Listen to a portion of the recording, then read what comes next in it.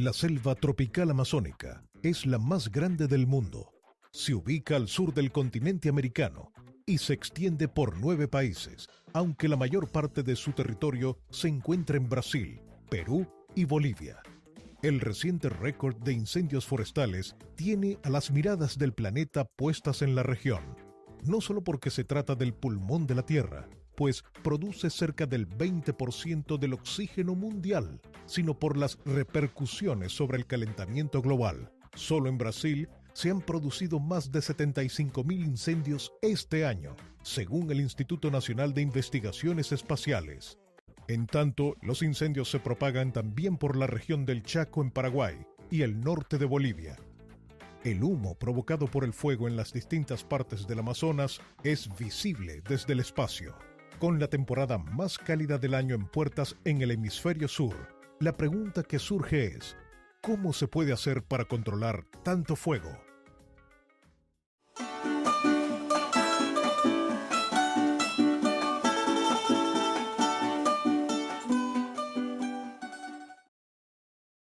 Esta es la Tierra, y esta porción de acá es el Amazonas.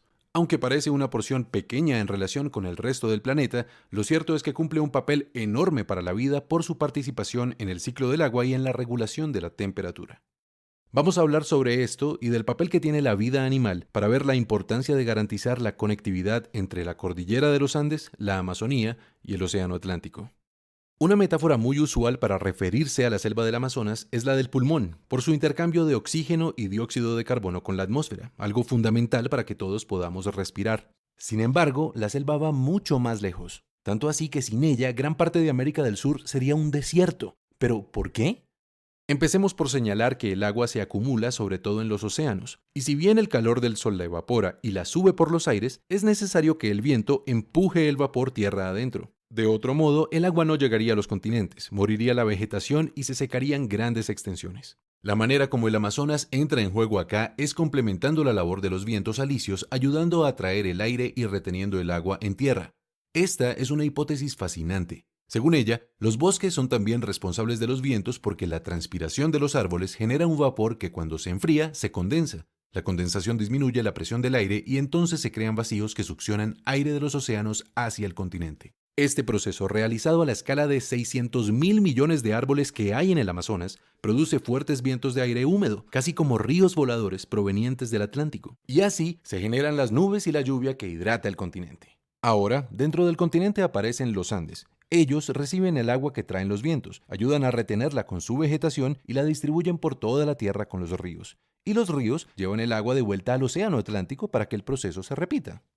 Eso en cuanto al ciclo hidrológico. Ahora consideremos la temperatura. Sabemos que el dióxido de carbono actúa como una barrera que impide que el calor salga de la Tierra. Este es el famoso efecto invernadero. Pues bien, los árboles contrarrestan dicho efecto absorbiendo el dióxido de carbono de la atmósfera a través de la fotosíntesis. Con esto y con los sumideros de dióxido de carbono bajo tierra, el Amazonas anualmente le quita a la atmósfera más de 1 billón de toneladas de este gas, ayudando a contrarrestar el calentamiento global, que es consecuencia de nuestra sobreproducción de gases de efecto invernadero.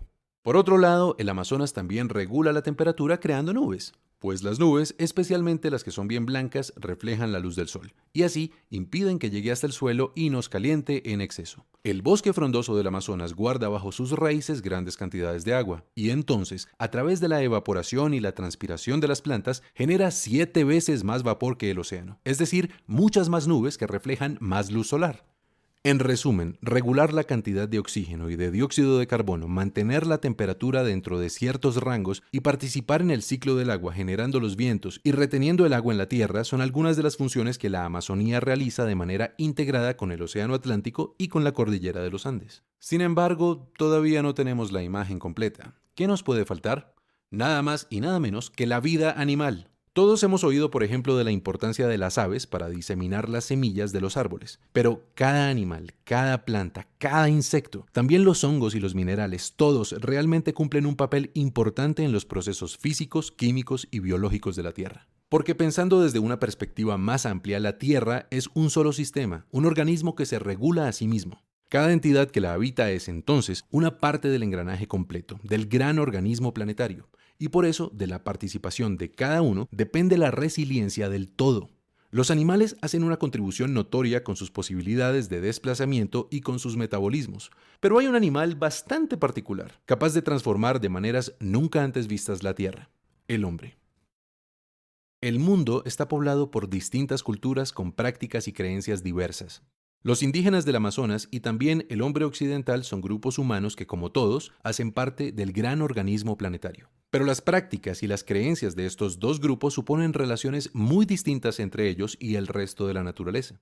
¿Cuáles han sido sus relaciones con el Amazonas? Empecemos por los pueblos indígenas. Si bien hay más de 400 culturas diferentes habitando la selva, lo cierto es que a todas ellas les es común una forma de relacionarse con la naturaleza. En su pensamiento y sus prácticas, ellos se fusionan con el aire, con el agua, la vegetación y los animales. Reconocen pues que sus cuerpos, su vida misma es interdependiente con la selva, y de esta manera se comportan como sus aliados.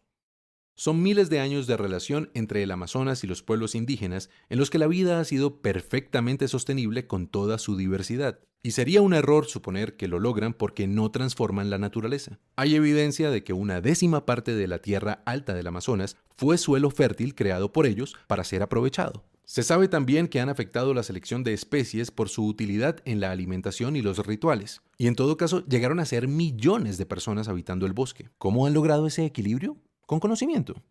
En la educación indígena se prepara al individuo para vivir en armonía con el entorno natural y social en que nace. Ellos se transmiten el respeto por los espíritus guardianes del universo, que los llevan a hacer un uso responsable de los recursos y a entender que el consumo afecta el flujo y la distribución de la energía en el sistema global. De forma que sus prácticas son coherentes con estas ideas y buscan mantener el balance que afectan con sus acciones. Así, por ejemplo, los indígenas del Amazonas solían cambiar la ubicación de sus asentamientos cada 20 años, con el propósito de permitir que la naturaleza se regenerara. Hoy queremos decir que un paso muy importante en dirección de la sostenibilidad es garantizar la preservación del Amazonas y su conectividad con la cordillera de los Andes y el Océano Atlántico, porque resulta que todas las funciones ecológicas que realiza este ecosistema no las hace solo como una suma de árboles y ríos, de ninguna manera. El Amazonas, el océano y la cordillera deben ser un continuo ecológico a través del cual fluya la energía y la información. Es decir, que fluyan los ríos terrestres y aéreos, el oxígeno, el dióxido de carbono y otros elementos, la roca sedimentaria y también la información genética y las prácticas culturales, para que todo esto en conjunto garantice la diversidad que da mayor resiliencia al sistema entero. La labor que se ha hecho hasta ahora ha sido muy importante y ya está cubierto gran parte del territorio que necesitamos integrar en modelos sostenibles. Los gobiernos han puesto de su parte para crear áreas protegidas y reconocer territorios indígenas, pero nos siguen faltando algunas zonas entre esos parches que garanticen la conectividad. Una conectividad que no solo fortalecerá los servicios ambientales, la resiliencia del planeta y la estabilidad climática, sino que nos dará la oportunidad de articularnos con los pueblos indígenas para repensar nuestra relación con la tierra. ¿Cuál es la mejor manera de relacionarnos con ella? ¿En qué consiste nuestra riqueza? ¿De qué depende nuestro futuro? Esta es una oportunidad que nos puede inspirar para que todos juntos, gobernantes y ciudadanos, busquemos respuestas y tomemos decisiones apropiadas para nosotros, como parte de un gran sistema global, nuestro planeta Tierra.